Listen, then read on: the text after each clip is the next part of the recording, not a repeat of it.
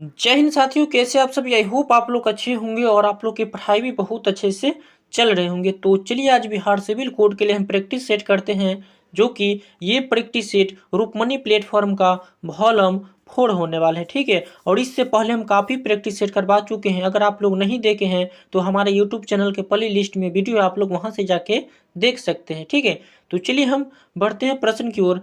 यहाँ पर देखिए क्वेश्चन नंबर 1 है, तम शब्द का समानार्थिक शब्द क्या होगा। ठीक है, तो तम शब्द का जो समानार्थिक शब्द होता है वह तामीर होता है। Option number A is correct answer होगा। ठीक है, चलिए उसके बाद यहाँ पे देखिए दूसरा नंबर प्रश्न है, रोटियां तोड़ना मुहावरे का अर्थ क्या होगा। ठीक है, तो इसका मतलब ये होता है ना, असंतुष्ट करना। Option number B is correct answer होगा। चलिए तीसरा नंबर प्रश्न है, यहाँ पर देखिए मेढकी को जो काम होना मुहावरे का अर्थ क्या होगा। ठीक है, तो इसका जो करेक्ट आंसर होगा ना, ऑप्शन नंबर इसका यहाँ पर देखिए अनहोनी होना। Option number D is correct answer होगा। चलिए उसके बाद यहाँ पर देखिए, चलिए चौथा नंबर प्रश्न है, अनुग्रह का विपरार्थक शब्द क्या होगा। ठीक है, तो यहाँ पे देखिए चौथा का जो करेक्ट आंसर होगा ना, यहाँ पे देखिए अनुग्रह का विपरार्थक शब्द मतलब उल्टा विग्रह हो जाएगा। Option number B is correct answer होगा। चलिए पांचवा नंबर प्रश्न है, विधायक में कौन सी संधि है। ठीक है, तो पांचवा का करेक्ट आंसर क्या होगा, इसमें जो है ना यहाँ पे देखिए यादि संधि है। Option number C is correct answer होगा पांचवा का। ठीक है, चलिए उसके बाद यहाँ पे देखिए 6 नंबर प्रश्न है, पृथ्वी का पर्यायवाची शब्द क्या होता है। ठीक है, तो पृथ्वी का पर्यायवाची शब्द क्या होता है, यहाँ पे देखिए ऑप्शन नंबर इसका बी होगा वसुंधरा। Option number B is correct answer होगा। ठीक है, चलिए उसके बाद यहाँ पे देखिए 7वां नंबर प्रश्न है, चतुर्भुज कौन सा समास है। चतुर्भुज में कौन सा समास है। ठीक है, तो ये जो समास होगा ना बहुव्रीहि समास होगा। Option number A is correct answer होगा। चलिए चलिए 8वां नंबर प्रश्न है, गाय भैंस शब्द में कौन सा समास है। ठीक है, तो यहाँ पर देखिए ये जो समास होगा ना द्वंद्व समास होगा। Option number C is correct answer होगा। चलिए उसके बाद यहाँ पे देखिए निर्देश, यहाँ पे देखिए 9 से 10 में है, निम्नलिखित प्रश्नों में दिए गए शब्दों में प्रयुक्त संधि के लिए 4 विकल्प दिए गए हैं, इनमें से सही विकल्प का चयन कीजिए। ठीक है, जैसे यहाँ पे देखिए जैसे दे दिया है ना यहाँ पे परमेश्वर। ठीक है, जैसे यहाँ पे देखिए परमेश्वर दे दिया है। ठीक है, तो इसका संधि विच्छेद क्या होगा, ये कौन सी संधि में आती है। ठीक है, तो यहाँ पे देखिए 9वां का जो करेक्ट आंसर होगा ना गुण संधि होगा। Option number B is correct answer होगा। चलिए 10वां नंबर प्रश्न है, यहाँ पे देखिए देवेशूर्य, यहाँ पे देखिए इसका करेक्ट आंसर क्या होगा, देवेशूर्य में कौन सा संधि आता है। ठीक है, तो यहाँ पे देखिए 10वां का जो करेक्ट आंसर होगा ना, यहाँ पे वृद्धि संधि होगा। Option number C is correct answer होगा। चलिए उसके बाद यहाँ पे देखिए निर्देश 11 से 12 में निम्नलिखित प्रश्नों में दिए गए 4 विकल्पों में से तत्सम शब्द का चयन कीजिए। ठीक है, जैसे यहाँ पे देखना है 11 में करेक्ट आंसर क्या होगा इसका। ठीक है, तो यहाँ पे देखिए यहाँ पे अद्वितीय हो जाएगा। ठीक है, यहाँ पे option number A is correct answer होगा। ठीक है, चलिए उसके बाद यहाँ पे देखिए 12 नंबर प्रश्न में क्या होगा करेक्ट आंसर, यहाँ पे एल्ला है और एलियाची है, इलियाची है और एल्ला है। ठीक है, तो यहाँ पे देखिए 12 का जो करेक्ट आंसर होगा ना, ऑप्शन नंबर इसका एल्ला हो जाएगा। Option number A is correct answer होगा।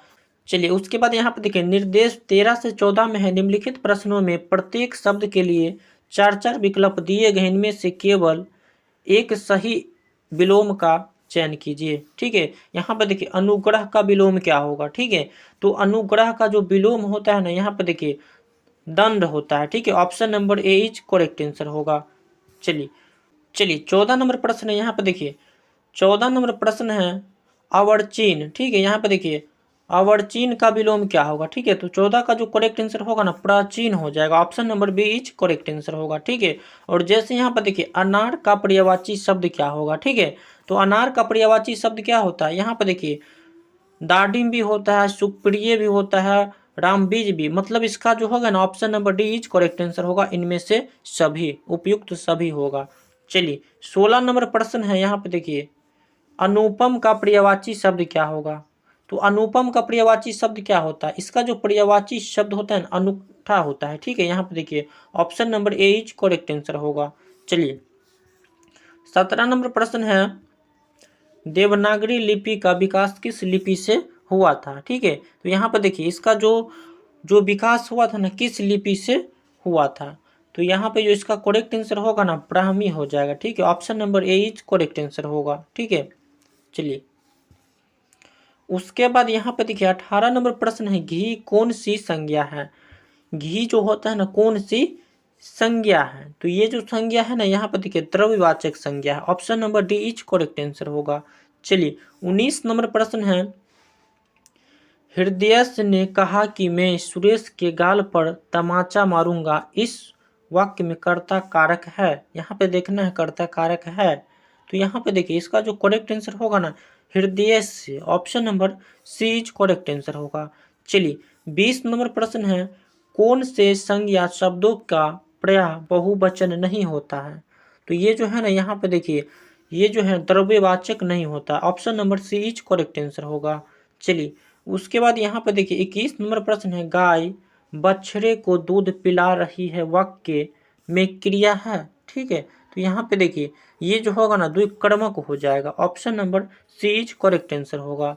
चलिए उसके बाद यहाँ पे देखिए 22 नंबर प्रश्न है, राधा से गाय नहीं जाता में कौन सा वाच्य है। ठीक है, तो यहाँ पे देखिए ये जो हो जाएगा ना, भाववाच्य हो जाएगा। Option number C is correct answer होगा। चलिए प्रश्न है, पुस्तक विक्रेता को लिखे गए पत्र में लिखने वाले के हस्ताक्षर के ऊपर क्या लिखा जाना चाहिए। ठीक है, तो यहाँ पे क्या लिखा जाना चाहिए। यहाँ पे देखिए भौतिक होगा। Option number D is correct answer होगा।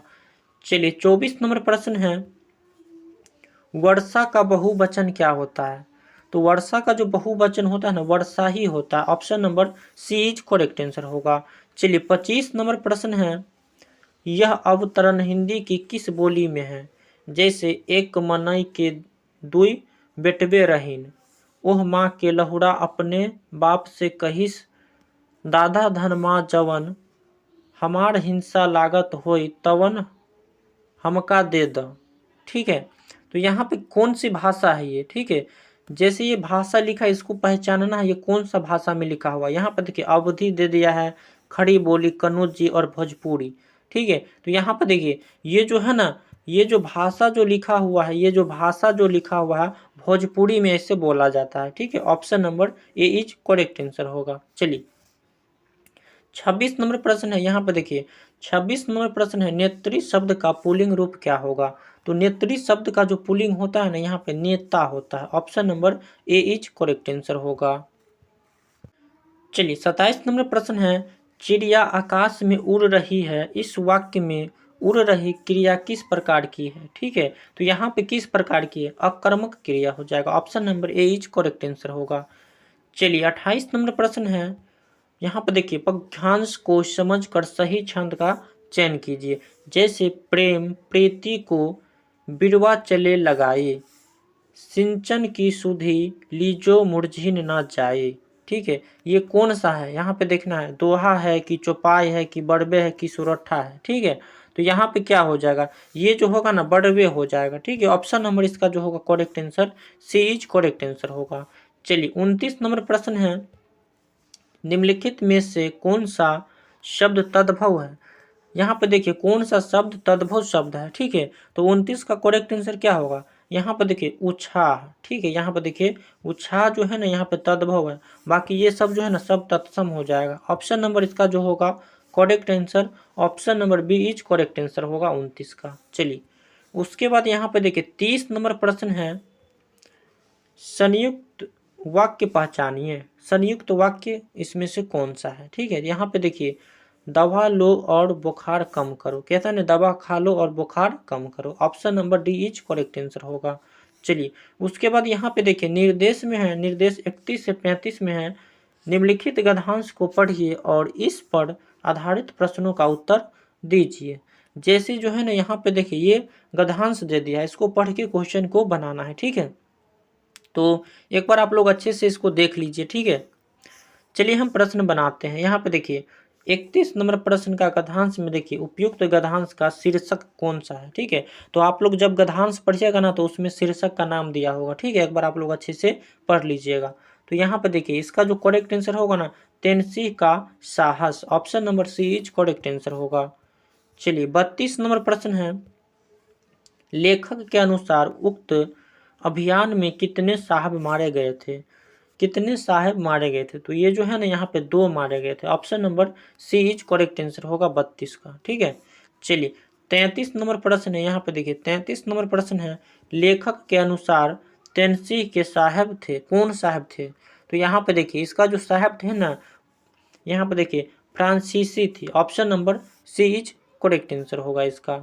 चलिए 34 नंबर प्रश्न यहाँ पे देखिए, 34 नंबर प्रश्न है, देखिए 34 नंबर प्रश्न है, यहाँ पे देखिए ऑप्शन नंबर ए में दे दिया है, भावुकता के कारण पुष्पों की माला ना होने से साजेश का माला पहनाई गई थी। ठीक है, तो इसका यहाँ पे देखिए इसमें करेक्ट आंसर क्या होगा? तो 34 का जो करेक्ट आंसर होगा ना यहाँ पे option number A is correct answer होगा। ठीक है, चलिए 35 नंबर प्रश्न है, 35 नंबर प्रश्न, किसको बचाने में तेनसिंह के पैर लड़खड़ा गए थे? ठीक है, तो ये जो है ना यहाँ पर देखिए जॉर्ज फ्रे की, option number B is correct answer होगा। ठीक है, तो चलिए आप लोग का ये सेशन कैसा लगा कमेंट करके जरूर बताइएगा, और अच्छा लगा होगा तो अपने दोस्तों के पास जरूर शेयर कीजिएगा। ठीक है, और अभी तक आप नए जुड़े हैं तो हमारे यूट्यूब चैनल को जरूर सब्सक्राइब कर लीजिएगा, ताकि हम वीडियो अपलोड करेंगे आपके पास नोटिफिकेशन पहुंचेगा। ठीक है, और वीडियो अच्छा लगा होगा तो एक बार लाइक जरूर कीजिएगा। ठीक है, इसी के साथ मिलते हैं हम नेक्स्ट वीडियो में, तब तक के लिए इतना ही। जय हिंद।